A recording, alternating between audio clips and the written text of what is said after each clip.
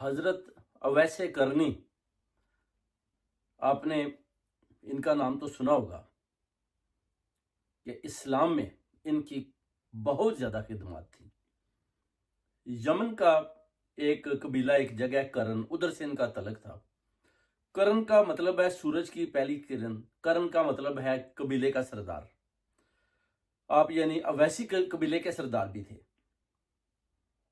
یعنی جب آپ حضرت اویس کرنی کا ذکر کرتے ہیں تو یہ ایسی ہے کہ جیسے آپ پھولوں کے اوپر صبح پانی ڈالتے ہیں تو وہ تر و تازہ ہو جاتے ہیں، بالکل آپ ایسے ہی تر و تازہ ہو جاتے ہیں جب آپ حضرت اویس کرنی کا نام لیتے ہیں۔ حضرت علی کرم اللہ وجہ جو ان کے پاس جاتے ہیں چند صحابیوں کے ساتھ اور پوچھتے ہیں آپ کا نام کیا ہے، تو وہ کہتے ہیں عبداللہ۔ پھر وہ پوچھتے ہیں کہ آپ کا نام کیا ہے، کہتے ہیں میں تو ایک مزدور ہوں۔ کہتے ہیں آپ اپنا نام بتائیں، تو وہ کہتے ہیں کہ میں تو چرواہا ہوں۔ تو پھر آپ کہتے ہیں کہ آپ کو کعبہ کی قسم آپ اپنا وہ نام بتائیں، کیونکہ ادھر تو ہر کوئی عبداللہ ہے جو آپ کی ماں نے رکھا ہے۔ تو پھر وہ بتاتے ہیں کہ میرا نام اویس۔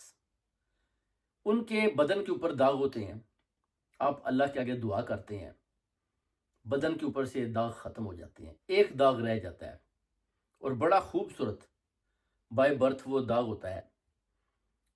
حضرت علی کرم اللہ وجہ کے ساتھ چند صحابہ بھی گئے ہوتے ہیں، وہ کہتے ہیں جی کیا ہم اس داغ کو دیکھ سکتے ہیں؟ تو آپ وہ داغ دکھاتے ہیں تو وہ پھر اس داغ کا بھی بوسہ لیتے ہیں۔ یعنی اللہ تعالیٰ کی شان ہے کہ حضرت اویس کرنی کو اتنا بڑا رتبہ ملا، اور جتنے بھی صحابہ تھے ان کے ساتھ بہت زیادہ پیار کرتے تھے، اور حضرت علی کرم اللہ علیہ وجہ بھی ان کے ساتھ بڑی محبت اور پیار کا اظہار کرتے